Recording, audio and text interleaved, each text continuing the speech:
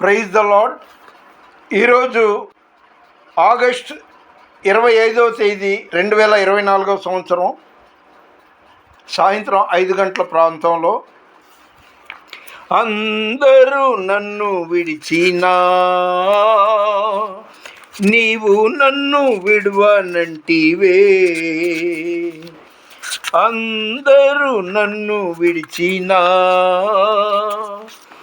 నీవు నన్ను విడువనంటివే. నా తల్లివి నీవే, నా తండ్రివి నీవే, నా తల్లి తండ్రి నీవే యేసయ్యా. లోకము నన్ను విడిచినా నీవు నన్ను విడువనంటివే. నా బంధువు నీవే, నా మిత్రుడు నీవే, నా బంధుమిత్రుడు నీవే యేసయ్యా. అవునండి, పిల్లలంతా ఉన్నారు, ఎంత చెట్టుకు అంత గాలి, వాళ్ళు కాపురాలు దేవుని దయ వల్ల అలాగా కొనసాగించుకుంటున్నారు. నా కోసం అచ్చం కూర్చుని ఉండమనడం బుద్ధి తక్కువ పని. వాళ్ళు నాకు అంతో ఇంతో నా యోగక్షేమాలు అడుగుతుంటారు, ఎవరో ఒకళ్ళు ఇద్దరు తప్ప. మనం క్లుప్తంగా 2 మాటలు చెప్పి ముగిస్తాను. అదేంటంటే, పాత నిబంధనలో బల్లారాధన, బల్ల గురించి ఉందా అంటే నేను ఉందనే అంటాను. ఆదికాండం 14వ అధ్యాయం 18వ వచనంలో మెల్కీసెదెకు అనే పేరు ఉంది. జాగ్రత్తగా ఆత్మీయతంగా మీరు దాన్ని గమనిస్తే అక్కడ దశమ భాగం గురించి ఉంది. మెల్కీసెదెకు ఆయన ఎవరు? యేసు ప్రభువే. మీరు జాగ్రత్తగా గమనించండి. అలాగే మలాకి 3వ అధ్యాయం 6వ వచనంలో యెహోవానైన నేను మార్పు లేని వాడను. అప్పుడు 1000 సంవత్సరాల క్రితం, ఇప్పుడు ఆయన అలాగే ఉన్నాడు, జీవం గల దేవుడు.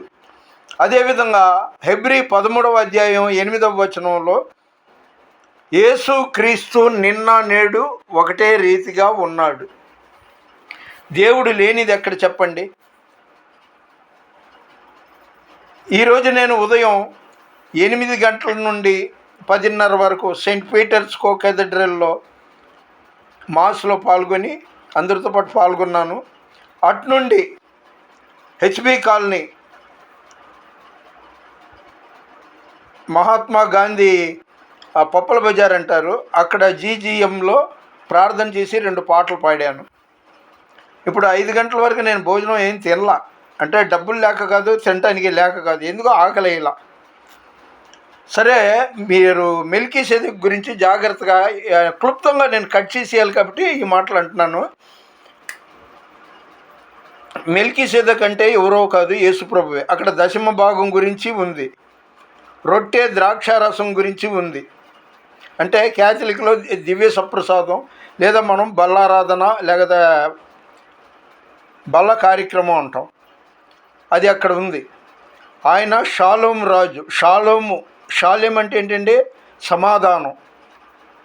నా సమాధానమునే మీకు ఇచ్చుచున్నానని చెప్పిన యేసు ప్రభువే ఆ మెల్కీసెదెకు. మెల్కీసెదెకు అంటే ఆయన ఎవరి బిడ్డ, ఆయన ఎప్పుడు పుట్టాడు, ఎప్పుడు చనిపోయాడు అనేది ఆదికాండంలో ఏం వర్ణించలేదు. అలాగే యేసు ప్రభువు హెబ్రీ 13:8లో అప్పుడు ఇప్పుడు ఒక్కటే రీతిగా ఉన్నాడు. 2-3 ప్రార్థన చేస్తే వారి మధ్యలో ఉంటాడు. మలాకి 3వ అధ్యాయం 6వ వచనంలో యెహోవా ఆయన మార్పు లేని దేవుడినై ఉన్నాను అంటున్నాడు.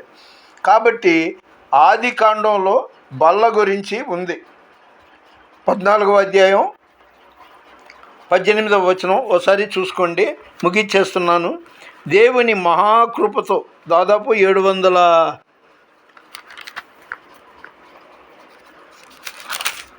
వీడియోలు యూట్యూబ్లో పెట్టడం జరిగింది. 14వ అధ్యాయం 18వ వచనం నుండి చదువుకోండి. దశమ భాగం గురించి కూడా అక్కడే ఉంది. మనం పాడతాం కదా, నీ ధనము నీ ఘనము ప్రభు యేసుదే, నీ దశమ భాగము నీయ వెనుదీతువా వెనుదీతువా. ఆ మాట మలాయికలో కూడా ఉంది, దేవుని డబ్బుని నీవు దొంగిలిదవా అని. రూపాయికి అల్లాడుతున్న ఒక వ్యక్తి ఒక్కసారిగా వాడికి ఒక 10,000 దొరికిందనుకోండి, ఇక వాడు ఒళ్ళు మర్చిపోతాడు. కానీ ఏం చేస్తున్నాడో, ఏం కొంటున్నాడో, ఏం తింటున్నాడో పండగ చేసుకుంటాడు, కానీ దేవుణ్ణి మర్చిపోతాడు. దశంభాగం ఇచ్చేయచ్చు కదా. మీ దగ్గర 10 రూపాయలు ఉందండి, అందులో రూపాయి వచ్చిగా దేవుడికి. అబ్బే, అవి చాలామంది మర్చిపోతున్నారు.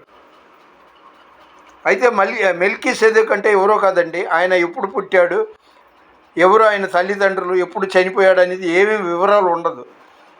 మెల్కీసెదెకు నా ఆత్మీయ లేదా నా ఆధ్యాత్మిక అనుభవంలో నేను అనుకుంటున్నాను సాక్షాత్తు యేసు ప్రభువే. సమాధానానికి కారకుడు షాలెం రాజు కాబట్టి మెల్కీసెదెకు అంటే యేసు ప్రభువే. అక్కడ ద్రాక్షారసం, రొట్టె వాటి గురించి వివరించబడింది. నా సమాధానాన్నే మీకు ఇస్తున్నానని యేసు ప్రభువు చెప్పాడు. సమాధానకర్తయ్యకు దేవుడు సాతానును మీ కాళ్ళ కింద చెతుక తొక్కించునని రోమా 16:20 ఉంది. కాబట్టి సమాధానం, శాంతి అది ఎవరండి? యేసయ్య. ఆ యేసయ్యనే మనం రకరకాలుగా జాగ్రత్తగా ఆత్మీయ ఉద్దేశంతో చూస్తే ఆ విధంగా కనబడతాడు. ఒకసారి చెప్పి ముగిస్తా. హెబ్రీ 13:8 యేసుక్రీస్తు నిన్న నేడు ఒకటే రీతిగా ఉన్నాడు. మలాకి 3:6 యెహోవానైనా యేసే యెహోవా, యెహోవాయే పరిశుద్ధాత్మ, ఆయనే త్రియేక దేవుడు, ఒకే మార్పు లేని వాడును అన్నాడు. ఆయన్నే మనం మెల్కీసెదెకుగా గుర్తించవచ్చు. ఎందుకంటే ఆయన అల్ఫా ఒమేగా, ఆదియు అంతమునై ఉన్నాడు. కాబట్టి ఆయన మరెవరో కాదు, యేసుక్రీస్తు ప్రభువే. ఈ మాట మీరు గుర్తుపెట్టుకోండి. నా గురించి మీ ప్రార్థనలో జ్ఞాపకం చేసుకోండి. ఈరోజు ఒక వ్యక్తి, అతను ఈ కృష్ణా జిల్లా నుండి పాస్టర్ నన్ను చెప్పుకుంటే ఎక్కడో వైజాగ్లో వెళ్ళి స్థిరపడటానికి వెళ్ళాడు, బతకటానికి. నోరు తెరిస్తే అబద్ధాలండి. అతను ఎక్కడైనా పాస్టర్ల సదస్సు కానీ మీటింగ్లకు కానీ వెళ్తే వెంటనే అతనికి 100, 200, 300 ఇచ్చేయాలి, భోజనం పెట్టేయాలి. స్థిరం లేని మనిషి. ఇలాంటి వాళ్ళ వల్ల దేవుని నామానికి అవమానం తెచ్చిన వాళ్ళు అవుతాం. అసలు నేను సేవకుడిని అని చెప్పుకోవడానికి కూడా చాలా ఇబ్బందికరమైన పరిస్థితులు అన్నమాట. కాబట్టి నిజమైన సేవకుడు, ఇక నేను వయోభారం పెరుగుతుంది కాబట్టి ఇక నుండి 4 గోడల మధ్య ప్రార్థనలో కూర్చుంటా, లేదా నా బట్టల మీద ఎలాగో దేవుని వాక్యాలు ఉంటాయి కదా, అలా తిరిగిపోతుంటాను. యేసుక్రీస్తు మహాదేవుడు, దేవుడు దహించే అగ్ని అయి ఉన్నాడు, యేసు రక్తమే జయం, ఇలాగా అనేక రకాల వాక్యాలు ఉన్నాయి కదా, అవి అలా వెళ్ళిపోతుంటే వేలాది మంది చూస్తారు. అందులో 10 మందికైనా బల్బు వెలుగుద్ది. బైబిల్లో మాట అన్నమాట, ఇది బైబిల్లో ఈ మాట ఉందన్నమాట అని తెలుసుకుంటారు. సరే, దేవుని మహాకృపను బట్టి ఆయన దయ వల్ల పట్టుదలతో నేను చేసిన వీడియోల్లో ఇది 668వ వీడియో కావచ్చు. మీ ప్రార్థనలో నన్ను జ్ఞాపకం చేసుకోండి. నేను రెంటెడ్ హౌస్లో ఉండి దివారాత్రులు ఒంటరిగా ప్రార్థనలో గడుపుతున్నాను. పిల్లలు నా యోగక్షేమాలు ఫోన్ల ద్వారా అడుగుతుంటారు.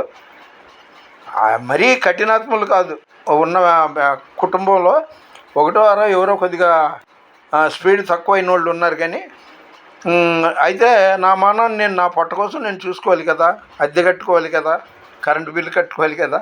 అందుకని అలా బ్రతుకుతున్నా. దేహి అని వాళ్ళని వెళ్ళి దారిని పోయే వాళ్ళంతా ఎవరిని అడగను, 10 రూపాయలు ఇవ్వండి, 20 రూపాయలు ఇవ్వండి అని.